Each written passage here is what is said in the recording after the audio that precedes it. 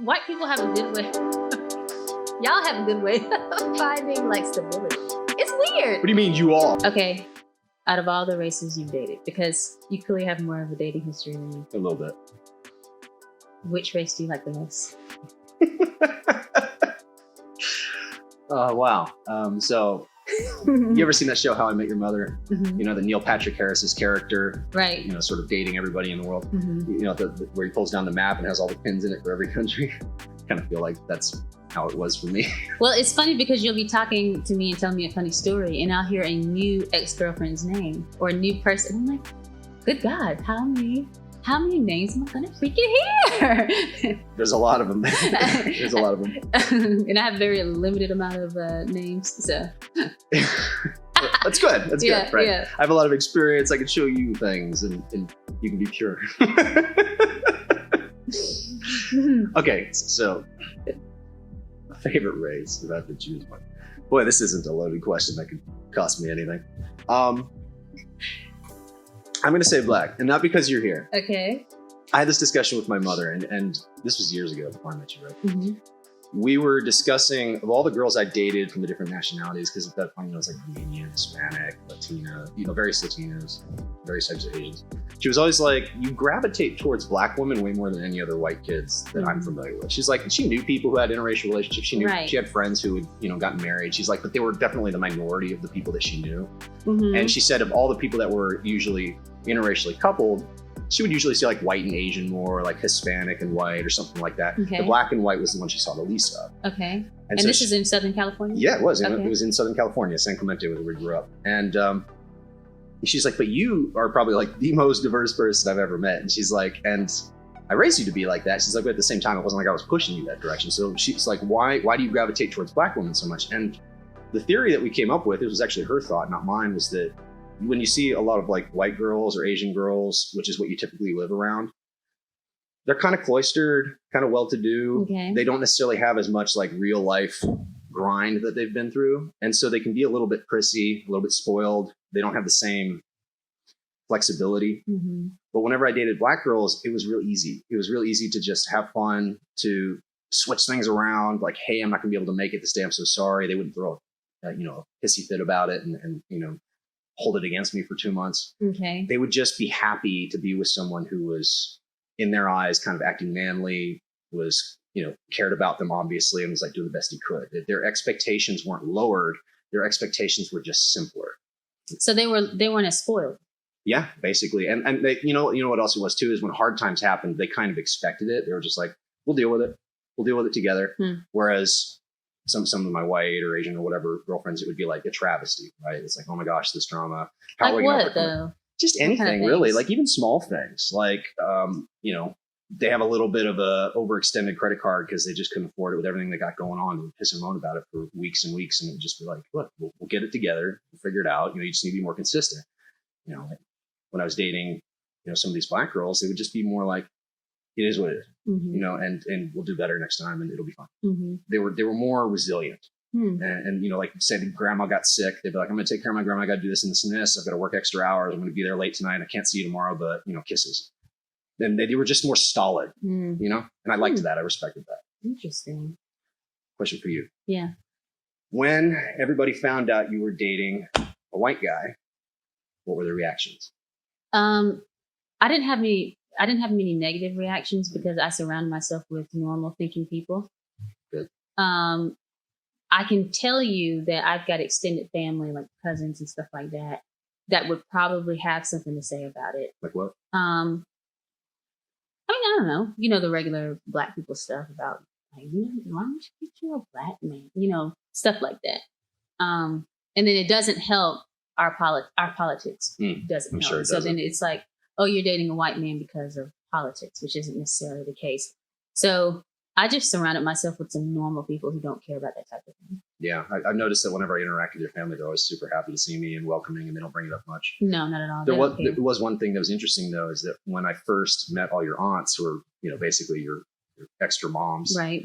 They're always there. They were all grilling me about, like, you know, when you went to church, did you go to a multicultural church? And they were really keen to see what my answer was. And when I told them, like, yeah, you know, I grew up in Southern California, it's just kind of the norm out there, they seem to relax a lot. They kind of deflated, like, okay, he's good. He's not going to be one of those, right? Right. And so is that just kind of normal, like that fear that if you bring in a white person, there's going to be like a lack of acceptance or something?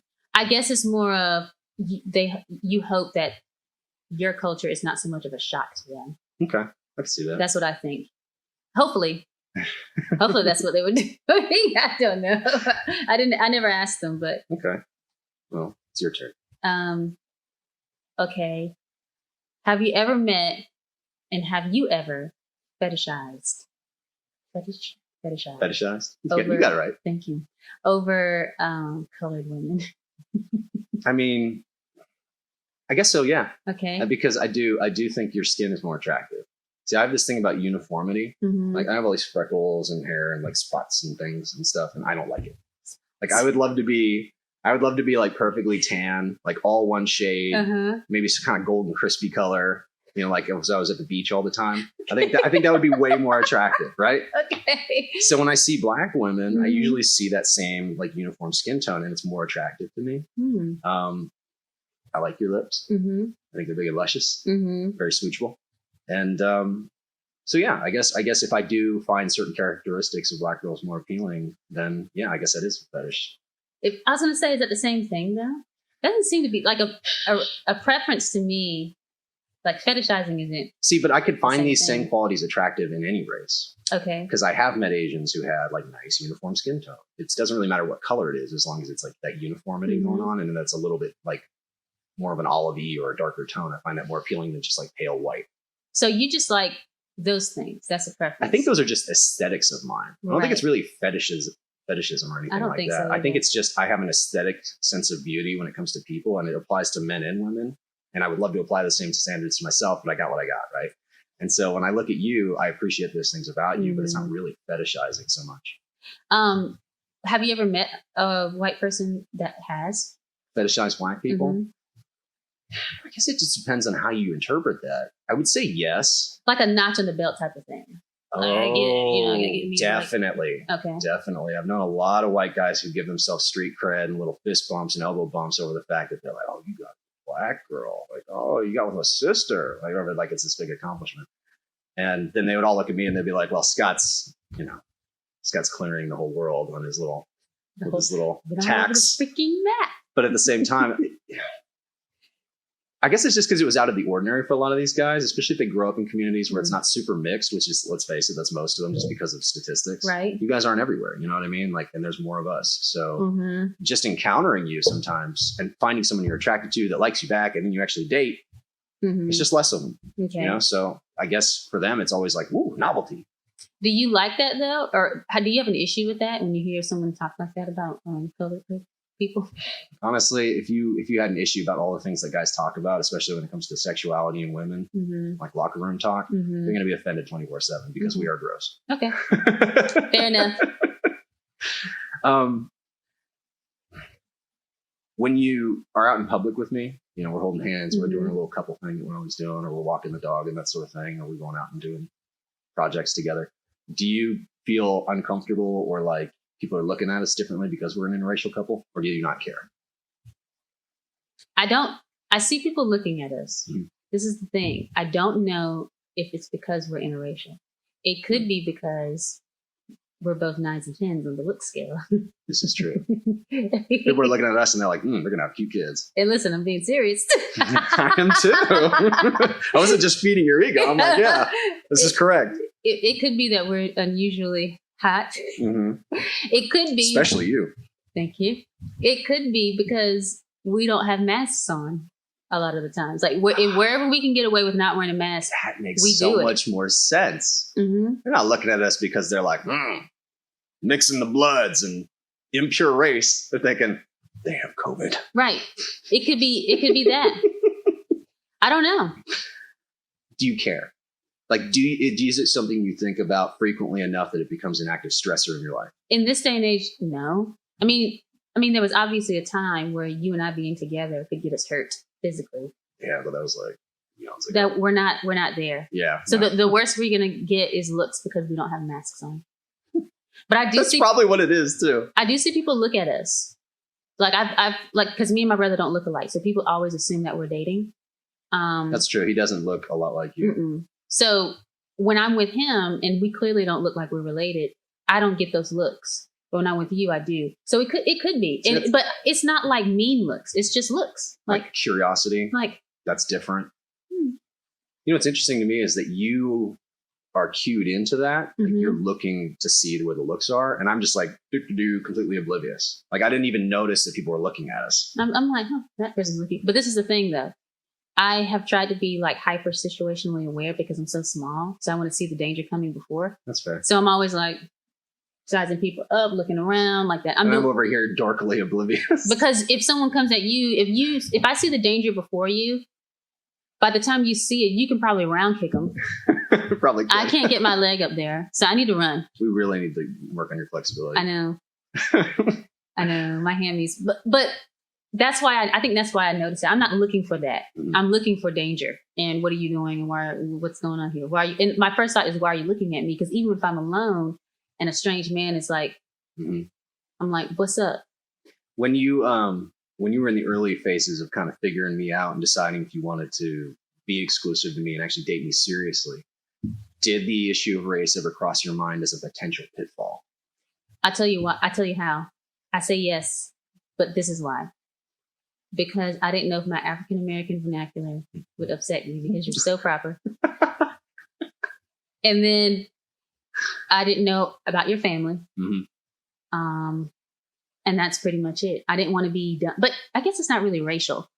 Because you just didn't want to be perceived as ignorant. Yes, because I've heard white people talk in African American vernacular, and it's hilarious. It is. But they do it naturally. They're not trying to. They just grew up around us folks. Yeah. Well, I mean, and then you get like these different dialects where you get like, you know, like swamp people where everybody's just kind of speaking like a Creole blend, and it doesn't really matter what your race is, right? But yeah, you're right. Okay, there is kind of a vernacular that you guys use and that sort of thing.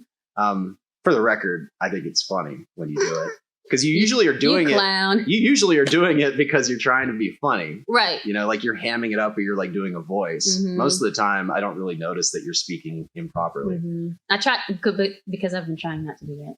Oh, like I don't want it in my everyday language. See, I just love English so much. I love languages so much that to me, it's like a respect thing. It's like as it's written, what the rules are. There's a way to speak it. There's a reason to use certain words, and words have this fantastic variance and utility and depth. And it's like a form of art to me. So you're a writer. Yeah. I mean, that could be a big motivation for me, but it's not as if I'm trying to say subconsciously or unconsciously, like I'm better than other people because I speak this way. I'm not trying to show you how intelligent I am. I'm trying to show you the diversity of beautiful language that I know. This is the thing about you, though. You are highly intelligent. Thank you. And very principled. And you come off as if you could be very cold. Or condescending. I've heard that one. And so when people are around you, you're the type of person that makes people like, oh, man, I need to step up my game here. Like straighten up a little bit. Yes. So I felt that when I first met you. I didn't think you were that type of person, but you just have that way about you. And I'm not saying it's a bad thing. And so to answer your question, I don't think it was mainly about my race because I was like, if he cared, he wouldn't have started talking to me via Hinge. And then when I met you, you didn't give off that like, and then, you know what else? You didn't try to act black. Dude. So when you dated, or maybe if you've seen other people date where it was like black and white, did you see the guys trying to act different because the woman was black? I've seen it, not just where the man is white, but I've seen couples where someone will start dating a black person and then all of a sudden they go, sister. You know what I mean? They start like using different words and in pronouncing their words differently. See, that to me is weird. It's so funny. That's weird to me. I would be annoyed by that. Yeah, you didn't do that. You weren't like, I'm down with the brothers. Yeah, right. I understand your situation. Right? Like, no, just be yourself. Right. Okay. All right, fire one off at me. What do you have? Sure, you have many questions. Let me think. I mean, were you concerned about me at all as far as your race? There's always one concern that almost all white people have, whether they want to vocalize it or not. And I think my dad did a really good job of explaining it. He was the only one in my entire family, once I had explained you to them, because everyone was huge fans. You know, they're like, yes, she's fantastic.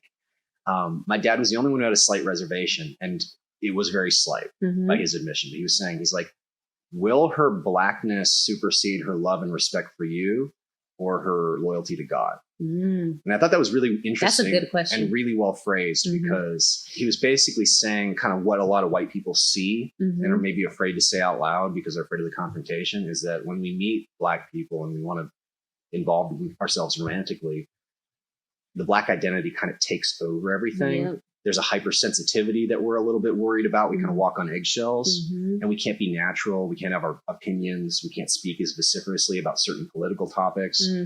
There's an assumption there, right? We assume you're going to be Democrat, left leaning, into certain kinds of music, maybe, you know, more feeling like you're marginalized and oppressed, and like certain topics are going to be kind of taboo, especially if you disagree. And he was afraid, because he knows how outspoken I am and how rigid I am in my beliefs. He was thinking, like, that's just not going to work if she has any of that in her. Yeah. You know? And I also think it's wise, because it's not just in terms of politics and disagreement. He's also talking about like the religious alignment idea, this idea that if they're worshiping skin color and like interracial identity over God and higher principles, then they're not going to be aligned with you anyway. And so I thought that was a really astute question for him to ask. I mean, it really is idol worship. So I remember you were talking about something. I mean, because we started to fall in love during the freaking race war, BLM, and the height of the protesters. I mean, I think that's why we're here, is because it was like love at first sight. And the race didn't matter. And everything going on right now is trying to keep you and I apart. I would say I need to research this and find out exactly when the protesters started rioting. Because that's what they are. I'm sure the first riot was like Minneapolis probably. When was that? We were dating for a month. But I mean, this has been going on for years too. I mean, right. BLM shooting cops in Texas in 2016. Like this stuff's been going on since Freddie Gray. But I remember being like, when in the world ever happened to Black Lives Matter? They kind of vanished as soon as the election happened. Yeah, and now they're back. 4 years later. It's almost like they always occur right before an election, just kind of like an evil Santa Claus. The interesting thing, though, is it's splitting people off. Right. So even Christians who are Black are like, there are these like lines being drawn in the sand. And so with your dad saying that, that's a really good question. And he has to ask that. It's practical at this point. It's just a survival mechanism at this point. Yeah. And it's unfortunate we even have to ask, right? Yeah. I remember you were ranting about something one day. It was so funny. I was ranting about something. You have to be more specific. You were ranting about Black people. But it was like liberal Black people. I can't remember what you were talking about, okay? But you were saying something about Black people. But it was specific Black people. It was like Black Lives Matter type of thing. And you were just like... and you were going on and on. I was just like, And then you stopped, I remember, and you said, I hope I'm not offending you. Yeah. And I was like, no, I put no stock in my race. And I think that's one of the reasons I love you, is because I don't care either. It only matters to me because there's this group of people who have decided that it is everything. And they've been feeding this idea into society since I was a kid. There's an almost like worship for Black people in the white community, because we're so afraid of ever offending you, and because we feel so much pity or guilt or shame that we will not act ourselves around you. We won't show the same strength of character. We won't hold our positions as strongly. We'll acquiesce to stuff and allow you guys to get away with like certain things that we would never tolerate from like our people and our groups. I mean, it's really weird. And to me, that always grossed me out, even as a kid. I'm like, why are you treating them lesser and holding them to different standards just because they're different looking? And that always bugged me. And now it's like, well, no, that's what you have to do because you are the evil white race and they deserve this. And I'm just thinking like, well, that's just straight up evil. Yeah. Yeah, I really, really do. Like we were talking about this with your brother at lunch, how, you know, I was mentioning to him that one of the reasons that I've had so many interracial relationships, romantic and otherwise, and friendships, all different kinds, is not because I'm some kind of special like cultural liaison who just is down with everybody. It's because I literally never changed. Right. I've always been the same hard-headed, opinionated loudmouth that I am now. In fact, I was worse when I was younger because I didn't have any wisdom or moderation. I would just be like, bah.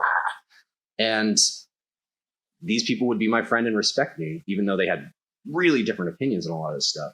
And they would even say, one of the things I like about you, Scott, is that you're real. You don't pander to me. You don't like try to treat me differently because of my race.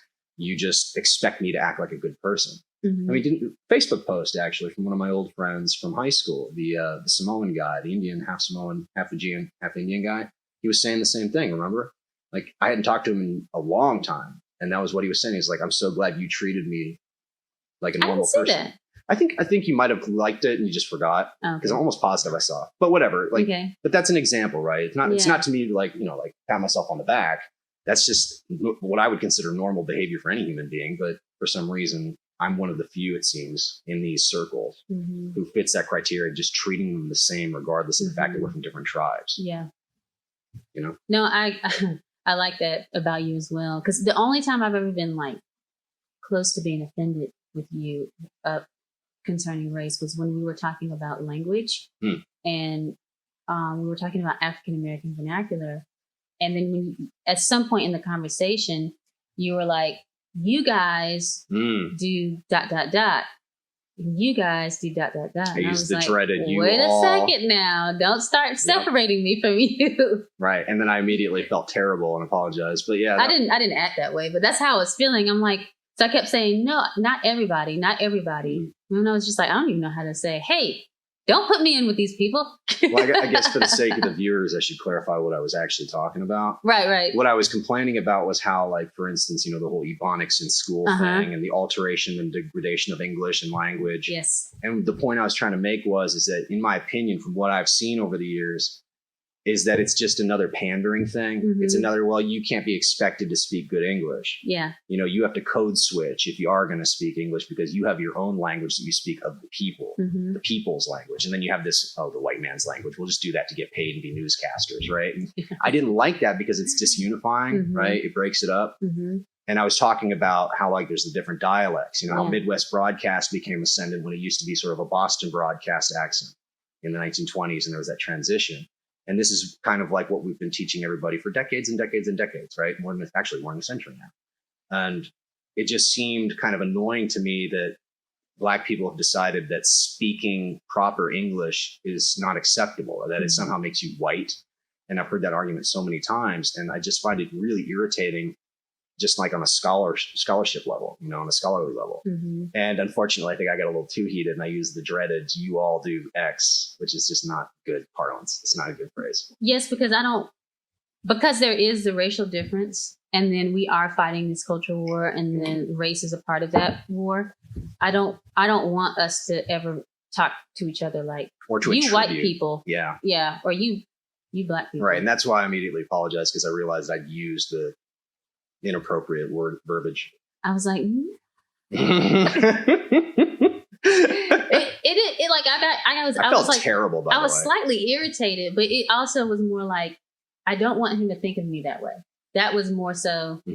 Well, the defense you made was actually really interesting. It's the first time I'd ever heard it phrased that way. Is you were saying, at least you're like, I don't know anybody who thinks of it this way, that it's like a flag waving thing, that we're just trying to be different from you. It's more like, we do it because it's funny, because it's what we sink into naturally, because it allows you to make a joke more interesting. And I thought that was like, wow, I've never actually thought of it that way. Like because my brother is like freaking comedic funny, which you didn't get to see yet. Not since I've met him. Not yet, but you will. But the way he was talking today, that's his normal talking. That's how he talks. And then, but when he's making jokes or telling a story, he'll slip into that African American vernacular, but I think he does it on purpose. That's what I'm saying. I think he does it like a bit, like he's doing a voice. And you seem to do it the same way, because I notice you always change your octave when you use like typical ebonics or like different vernacular. Like most of the time when I'm talking to you and you're not thinking, it sounds like this. Right. But then when you're making certain jokes, you'll like deepen your voice. Like, anybody got time? Yeah, exactly. But a lot of people just speak that way as a default. And I probably wouldn't be as attracted to them. I would have trouble dating somebody who was always dropping consonants, for instance, and that sort of thing, because I think it would just offend my sensibilities about language. Plus, it would sound ignorant.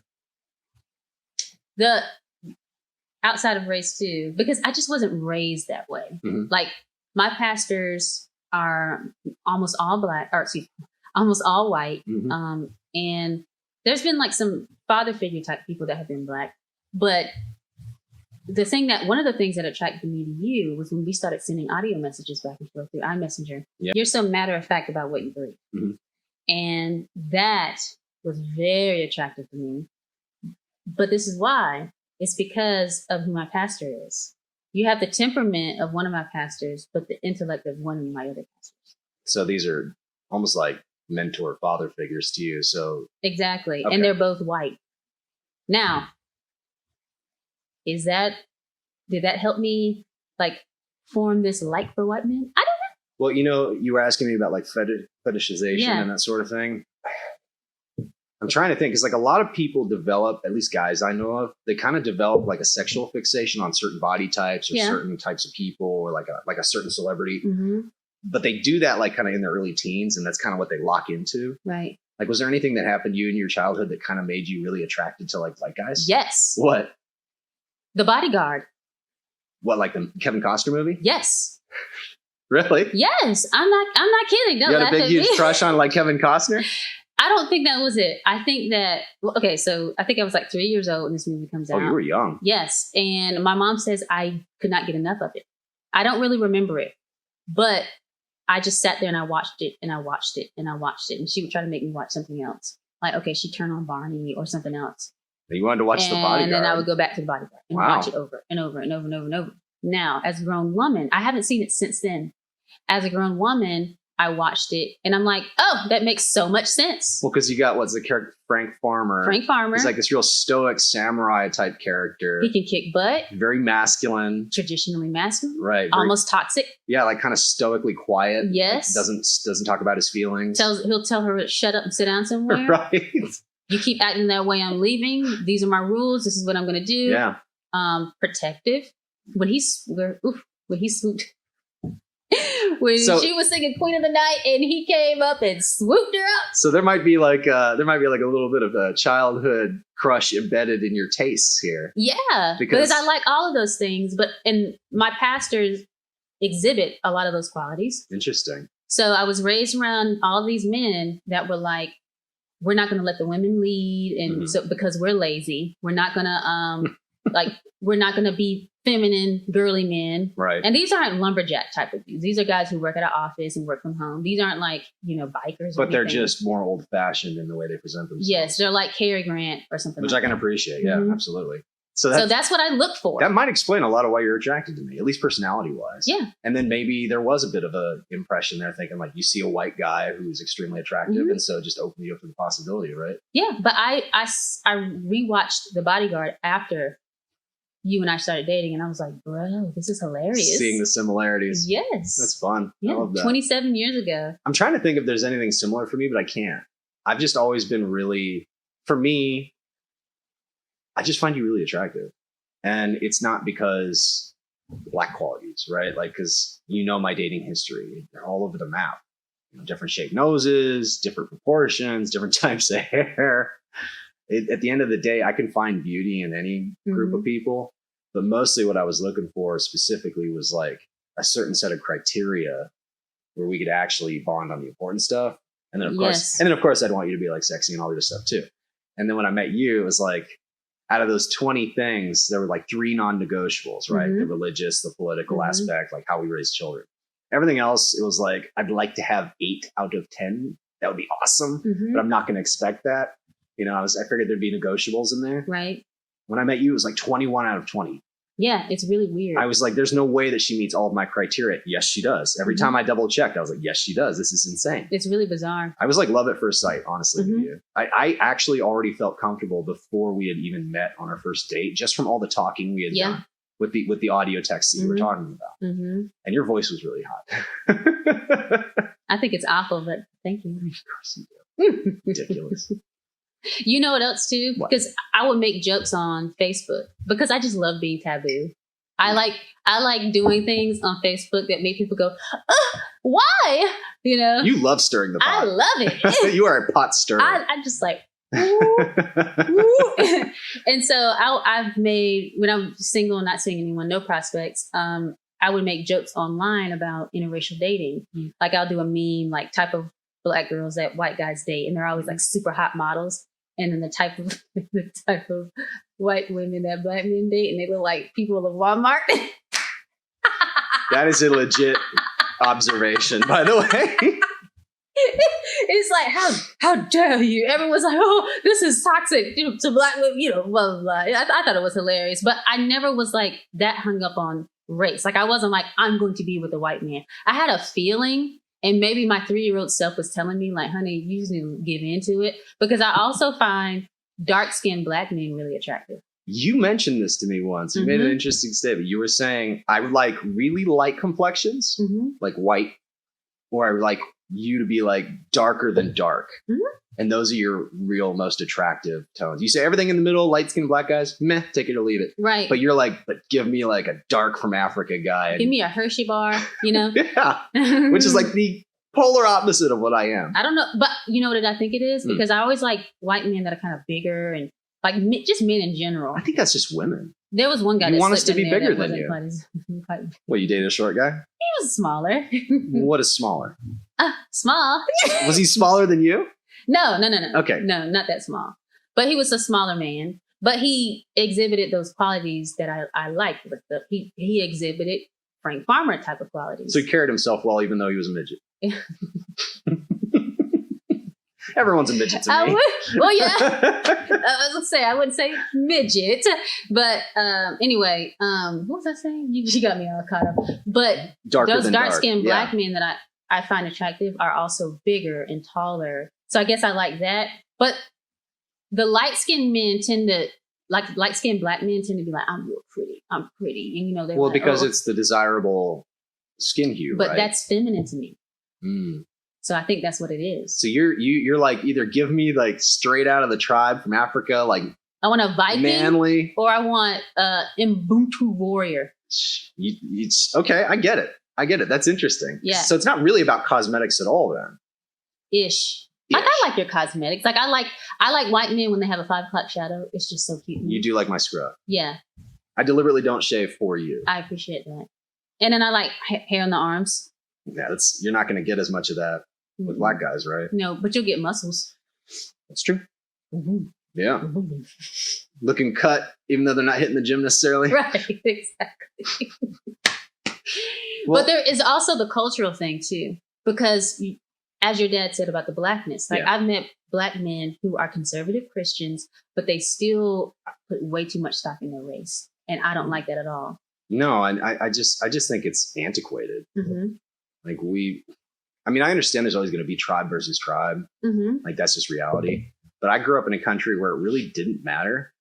And so everybody pretending it matters again all of a sudden just seems weird to me and annoying. Like I feel like this shouldn't have to exist. Like this conversation. All the emphasis on it, the fact that it's like different. It feels silly to me. But at the same time, everything is so bizarre and divisive right now that I feel like we have to say something about it. It's just absurd. This is my problem. We talked about this before. There's this pastor, or he was a pastor, that I like to watch, Miles Monroe. And he was preaching this message. It wasn't about this, but he said, God, I can't remember exactly, but he pretty much taught that the word flesh comes from like some Hebrew or Aramaic word or something like that, meaning dirt. Because we were made from dirt. Made from earth, so all of this is just dirt. And so one time, I think I was talking to my cousin Cody, and we were talking about all this race war stuff and how black people put too much stock in their race. And I said, Cody, think about it. People are literally putting their entire identity in hating other people over freaking dirt. I like that. Like, that's insane. Like, if you really think about it, especially for Christians that read the word, like, that is insane to me. So I'm like, this is dirt. I don't care. I think one of the reasons I can be so comfortable with you is the fact that we are both Christians. So we believe we're part of a different tribe. Exactly. Right? The kingdom of heaven. So, when you're part of that group, you literally you're not supposed to care about any of those things. No. It's not supposed to be a part of any of it. No. It's why Martin Luther King Jr. kept talking about character, was because he was a preacher. Right. His ideology was more or less the same as ours, which is that you're supposed to measure people by how they act, not by where they're from or what their 23andMe tells you. So, like I said before, I don't think any of this should matter.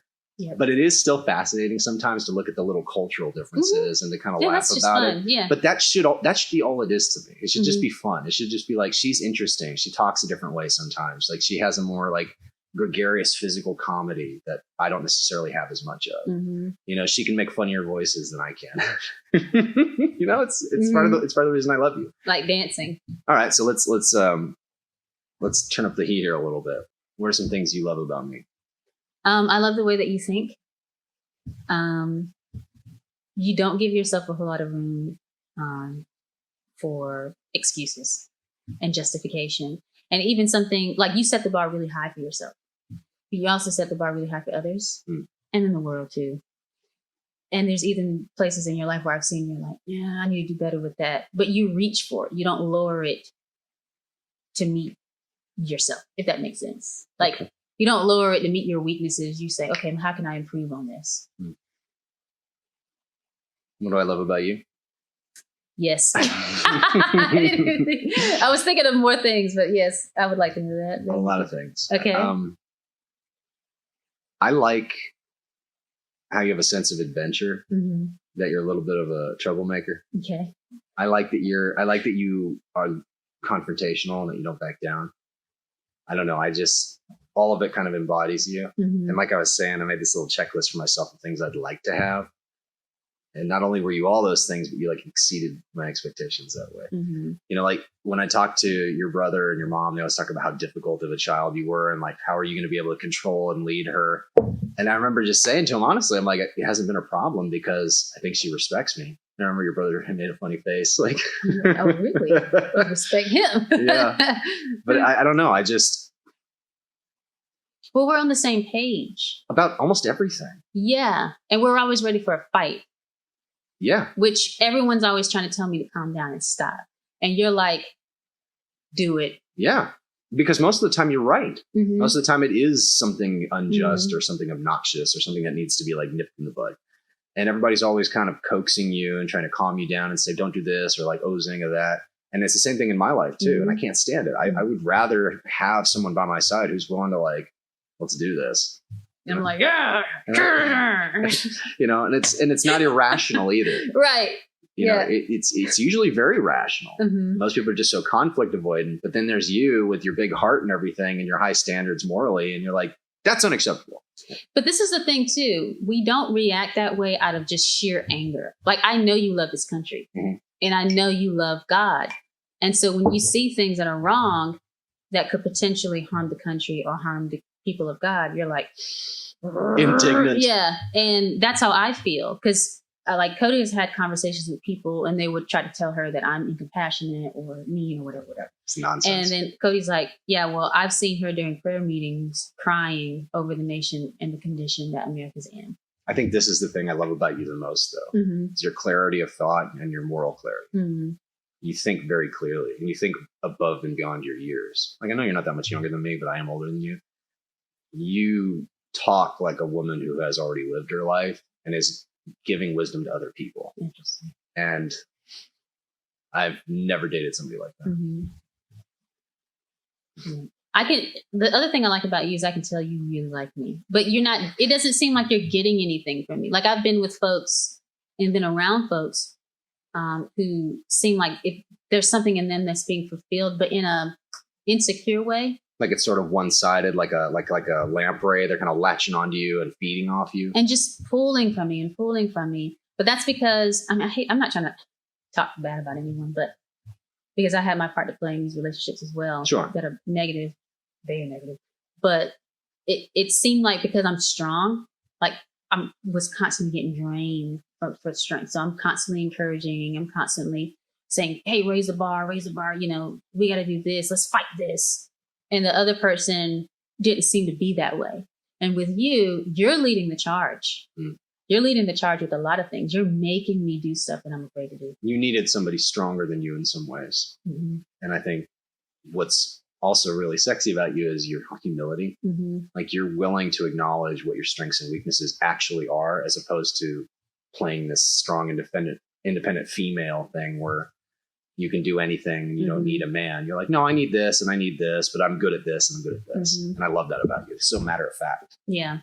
And unfortunately, it took me beating up on a couple of people to get to the point where you learn that. Right. You know what I mean? And I think you said it one time we were having a conversation, and you're like, when you're growing up, you need that family aspect where it's safe for you to screw up and be a jackass and be a punk, where someone needs to slap you around and you're slapping them around. Everyone's slapping each other around.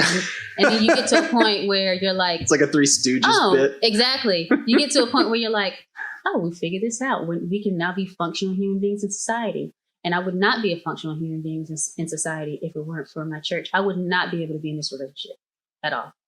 I think. Because you would be too strong. And you would always be like, get it.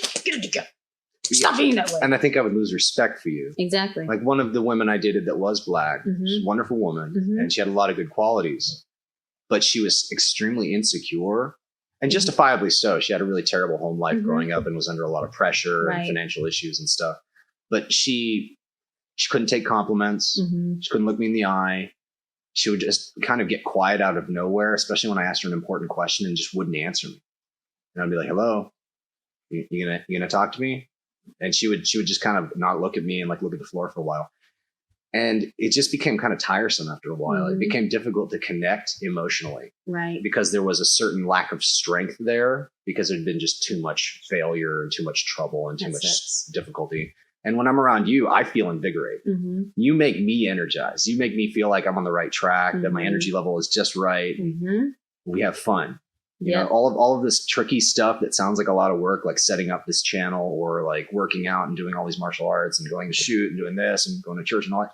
It sounds exhausting if you just say it out loud, but when I do it with you, it's fun. Yeah. And I want somebody who can make life an adventure and who thinks, you know, not exactly like me, but at least has that shared sense of adventure. And the mission-oriented type of person. Absolutely, yeah. I'm not just here to just be married and have fun and pop out some babies. Although I do want to have your ashy little baby.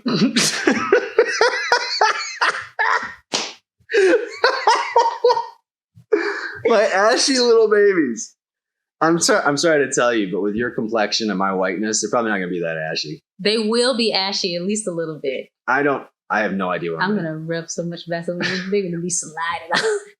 Like, Dad, Mom, make Mom stop. They're going to go outside and start frying. You're chasing them around with a Jergens bottle, and they're going to be like, Dad!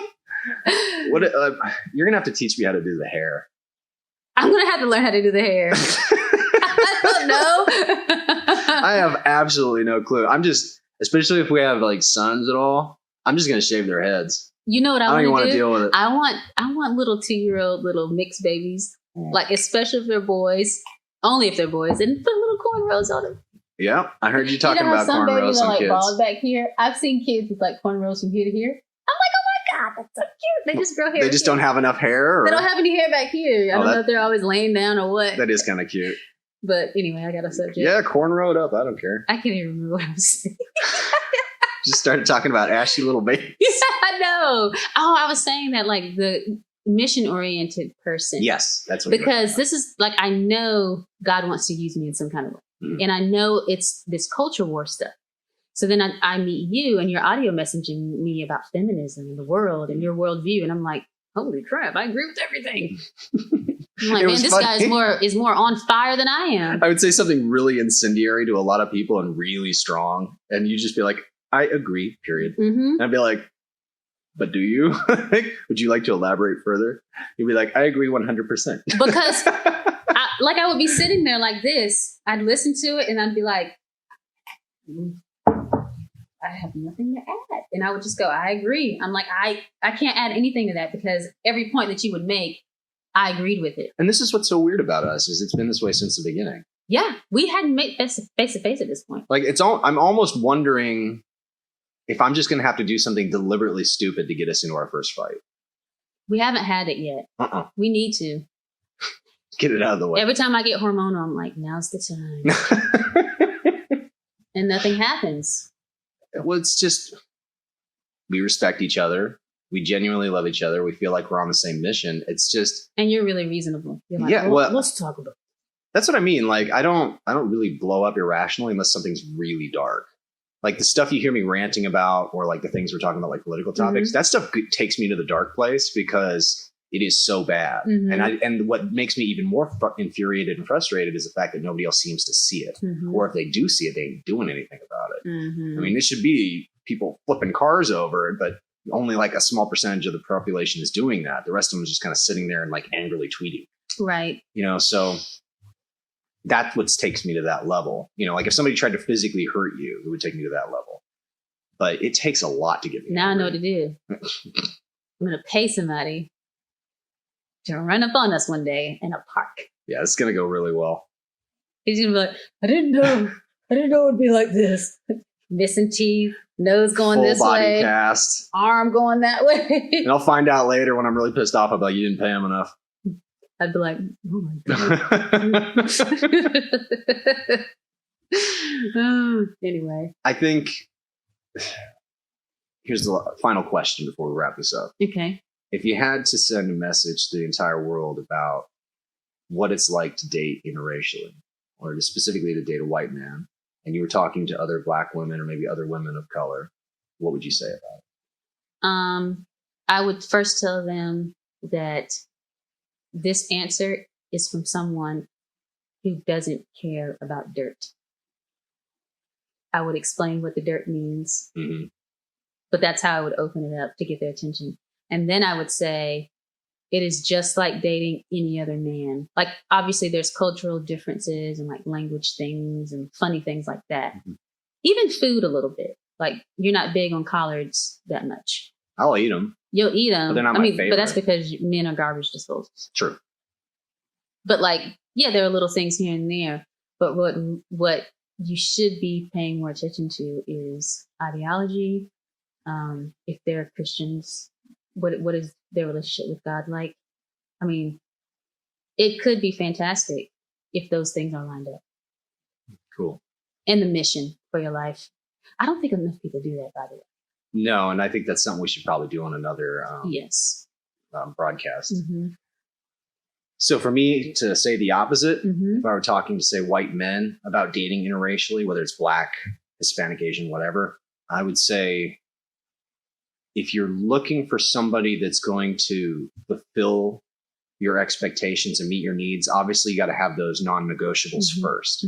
And that should be the only criteria you really look for, right? There's going to be cultural ramifications, right? Asian guys in Asia just aren't going to date much outside of their own race. It's taboo for them. Okay. It's a little more culturally accepted for some than others, but mostly over there, they're just not going to do it. So if they're fresh off the boat and over here, they're going to have to kind of like defy their parents' expectations to date outside their race, white, Black, or otherwise.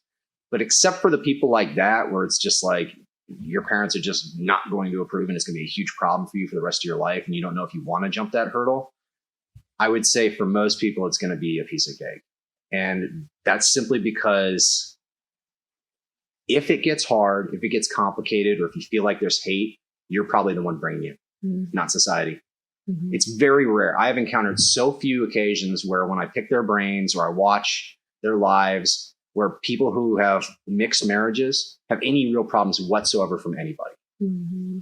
They tell you stories, but they're like apocryphal. It's like that one time back in 98 when we were at that bar in Miami, that one white guy at the bar said something racist to my wife. You know what I mean? And we laughed about it. But then they tell that same story over and over and over and over and over and over and over, like it happens every 5 minutes. It doesn't. What was that thing you said the other night, or last night, about the fur? Oh, when I was talking to Mr. Pastor Bryant, C.L. Bryant, that was really cool. Thanks for inviting me out, by the way. He was an interesting guy. I like picking his brain. There's a lot to say. Very bombastic. There was a story that was told to me once by a Latino friend. He was this older guy, kind of had a family, and he said, you know, Scott, referring to like Hispanic hatred of whites and like the way we feel they hate us.